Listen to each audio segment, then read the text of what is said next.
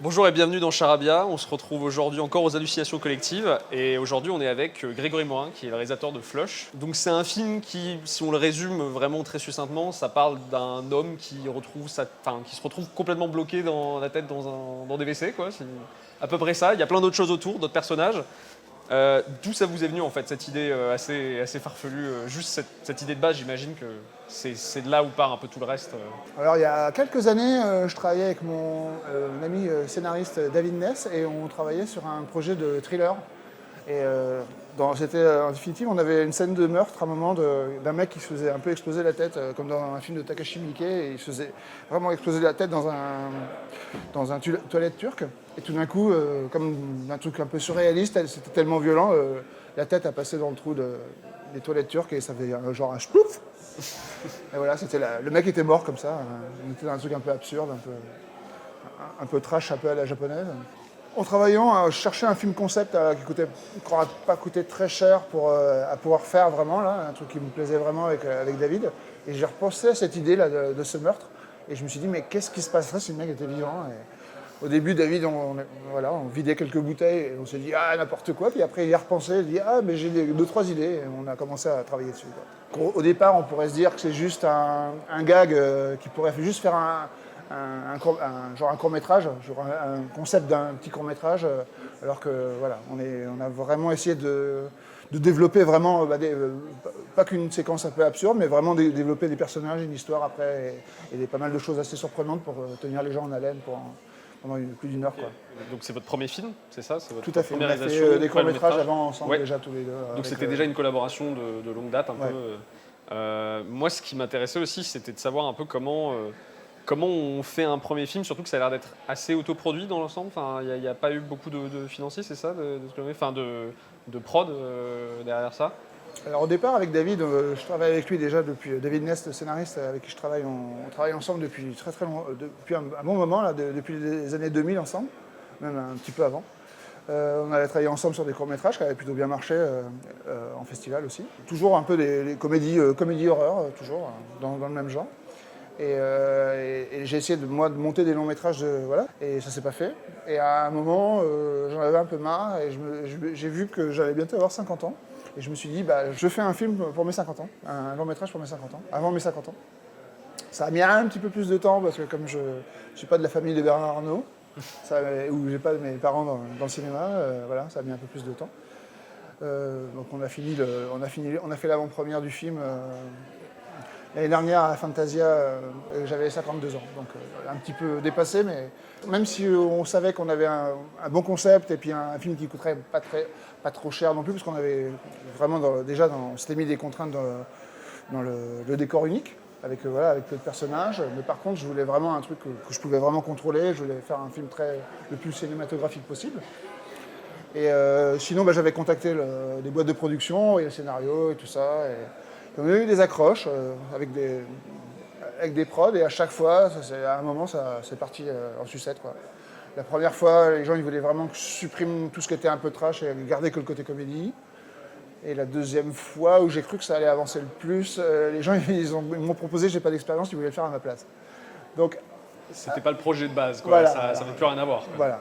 À un moment, j'en ai parlé à des amis proches autour de moi. Je leur ai dit que voilà, j'avais ce projet, tout ça. Et je leur ai fait lire le scénario que David avait déjà développé, avait écrit. J'ai quelques amis un peu fous qui ont aimé le projet, qui se sont dit, bah allez, en banco, on y va, on se le lance, on se le produit nous-mêmes comme un gros court-métrage. Sur l'histoire de monter tout ça, on a retrouvé d'autres associés, d'autres partenaires. Et voilà, des gens pour les effets spéciaux, des gens pour le montage et l'étalonnage. On a même eu au final Lionel Cobb, qui est l'étalonneur de la haine. Donc voilà, il y a plein de gens qui nous ont suivis après, nous ont soutenus. Voilà.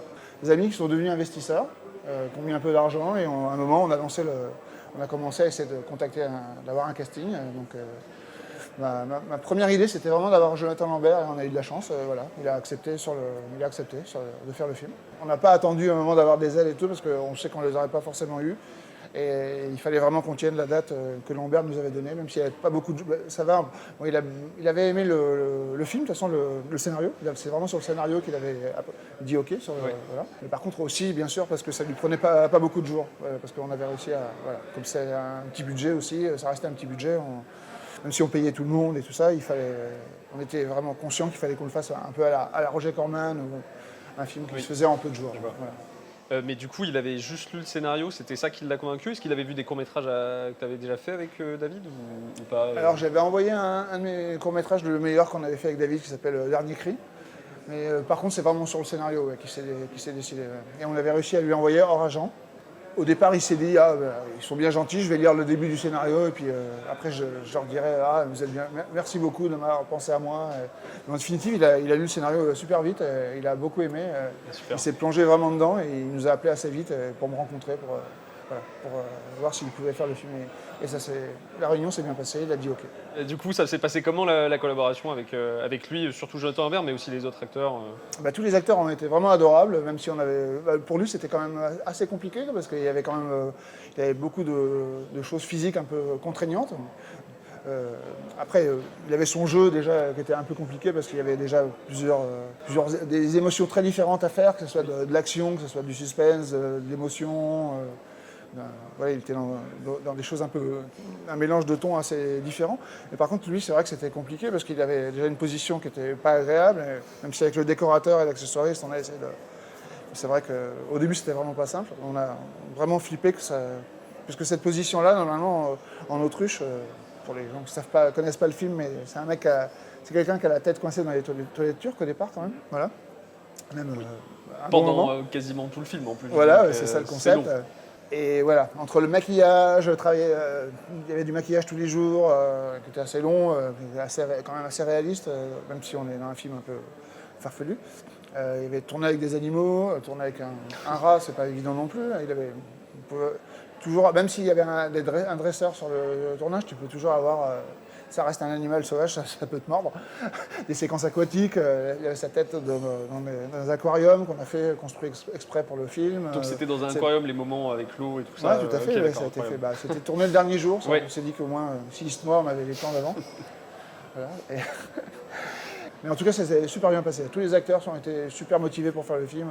C'est souvent ça, pour des petits budgets comme ça, les gens, ils y vont parce que, voilà, déjà, ils font un effort sur leur cachet et avant tout, ils veulent faire un truc différent et pas, qu'est-ce que j'irais, le truc des bons dieux, là. Qu'est-ce qu'on a tous au bon Dieu voilà, j'arrive même pas à trouver les noms des films français. Ce genre de film de commande comique, oui, bien sûr. Mais d'ailleurs, du coup, ça me fait penser, j'aimerais un peu plus savoir comment techniquement vous avez conçu le film au niveau pratique, que ce soit à la fois les effets un peu... parce qu'il y a beaucoup d'effets spéciaux assez pratiques, puisque vous aviez expliqué lors du Q&A que c'était une sorte de plateau, que vous pouviez enlever des parties du plateau, le reconstruire, parce que comme ça se passe tout au même endroit. Et du coup aussi, comment, par exemple, vous avez fait pour le planning du tournage? Dès le départ, je voulais vraiment faire le film le plus cinéma possible. Même, je me disais, même si je fais qu'un film dans ma vie, au moins je veux vraiment que je sois content par rapport aux références que j'avais, des films coréens ou des trucs qui sont super léchés avec une belle mise en scène. J'avais même pensé, ça c'est le fantasme un peu de geek, je me disais c'était Blade Runner dans les toilettes. Ça m'amusait. Ça me fait penser à la musique du film, qui fait très le côté un peu électronique. Ça me fait un peu penser à ça, et du coup, le côté bas-fond aussi. J'ai peut-être dit un jour à mon musicien, Mike Tess, il a vraiment fait toute une composition originale pour le film. Ouais. Il a fait aussi bien les morceaux vraiment du film et puis les morceaux qu'on entend dans la discothèque. Voilà. D'accord. Il a fait tout. Voilà. Et par rapport au décor, donc c'est rigolo. Donc tout le décor a été construit par des chefs décorateurs et son équipe à Lyon. Ah oui, voilà. C'est vrai. Et tout le décor après en camion a été ramené en région parisienne pour tourner. Et oui, en définitive, tous les morceaux du décor pouvaient s'ouvrir de tous les côtés. C'était toujours un petit peu compliqué, mais c'était super bien fait. Le chef décorateur a fait un truc démentiel, Pierre-Julien Journet. Donc voilà, salut les Lyonnais. Donc on a tourné tout le film en studio, et donc on pouvait modifier toutes les cloisons comme on voulait, tout était amovible par rapport à ma mise en scène, que je puisse vraiment faire une mise en scène la plus sympa possible, la plus créative possible. Par contre, au niveau budget, même si on avait un peu d'argent pour démarrer le film, à un moment on s'est retrouvé par rapport au salaire des gens et tout ça, à un moment on n'avait pas assez d'argent pour faire tout le film. Et on s'est dit, est-ce qu'on repousse la date de tournage et on essaie de trouver des sous en plus? Et à un moment, Lambert était vraiment dispo à une certaine date. Et déjà, on avait repoussé le tournage une fois. On s'est dit, si on lui repousse encore une fois, on va le perdre. Il va nous dire, vous êtes bien gentils les gars, mais j'ai d'autres choses à faire. Donc on a gardé notre date et on s'est dit, on a trouvé comme technique, comme feinte, on a tourné toute la partie haute. Voilà, toute la partie haute, donc avec tous les autres acteurs et Lambert qui est au départ avant d'être coincé et quand il est coincé après en autruche, voilà, avec tout ce qui est le dénouement, voilà, le combat final et tout ça. Et donc ça, on a tourné en 11 jours en 2022, mi-2022. Et après, on a réussi avec les images à convaincre un peu d'autres investisseurs, ou même les mêmes investisseurs du départ, ils étaient contents, ils ont mis un peu d'argent. Ça nous a permis de produire le deuxième tournage en 2023. Et comme on avait déjà fait tout construire les décors, de toute façon de la partie haute de tout le film, de la partie haute et de la partie basse à Lyon, on avait stocké la partie basse dans le studio, on avait tourné en région parisienne plusieurs mois, presque un an. Et enfin, on avait pu lancer le tournage des 5 derniers jours avec juste la tête de Jonathan Lambert qui est coincé dans l'univers du bas. Voilà, où il réagit, ou alors il est il a les séquences d'eau, les séquences d'animaux, voilà, dans les tuyaux et tout ça. Wow. Je trouve ça assez passionnant comment ça a été créé. Mais du coup, moi j'avais aussi une autre question, mais vous avez un peu répondu à ça.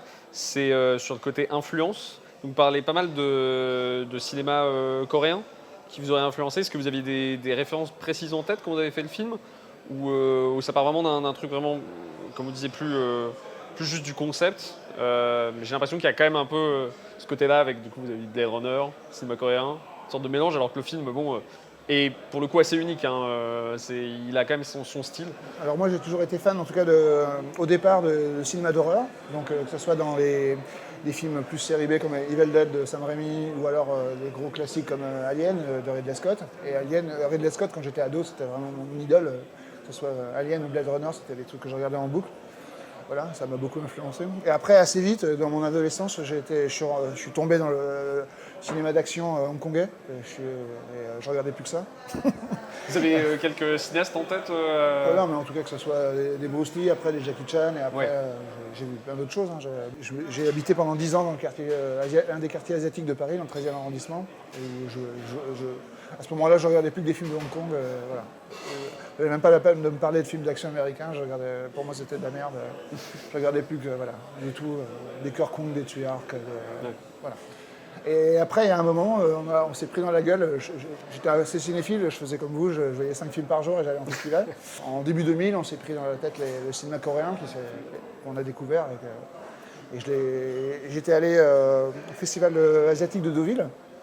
Il y a longtemps, donc en 2000, 2001. Et là, j'ai vu mes premiers, genre Park Chan-wook, genre GSA, ou Sympathy for Mr. Vengeance, des trucs comme ça, des trucs de dingue, ou des Kim Ji-woon, Quiet Family, ou des Bittersweet Life, c'est vraiment des... Voilà.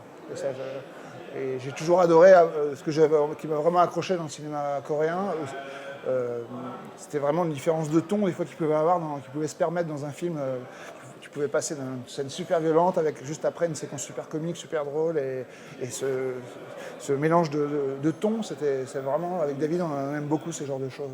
Même mélange de genre aussi, des fois, on passe des trucs d'action à des trucs comiques, comme vous disiez. D'action, comique ou d'émotion aussi. Oui, d'émotion aussi, Donc c'est un peu sur ça qu'on des références. Mais après, on a fait notre truc à nous. Voilà. Oui, bien sûr. Mais du coup, on ressent ça dans le film aussi, avec le côté, il y a toute l'histoire plus familiale.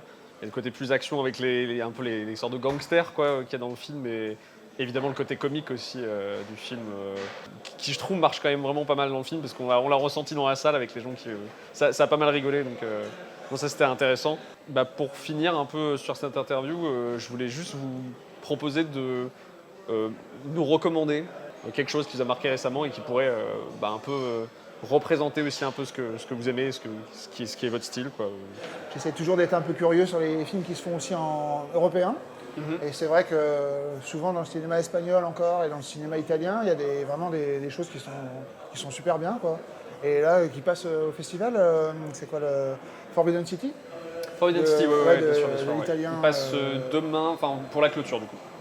Qui avait fait Jai Robot, et déjà, et ça, ce mec-là, il est vraiment super talentueux, il arrive à faire en plus il fait vraiment des gros budgets en Italie, et les films sont super surprenants.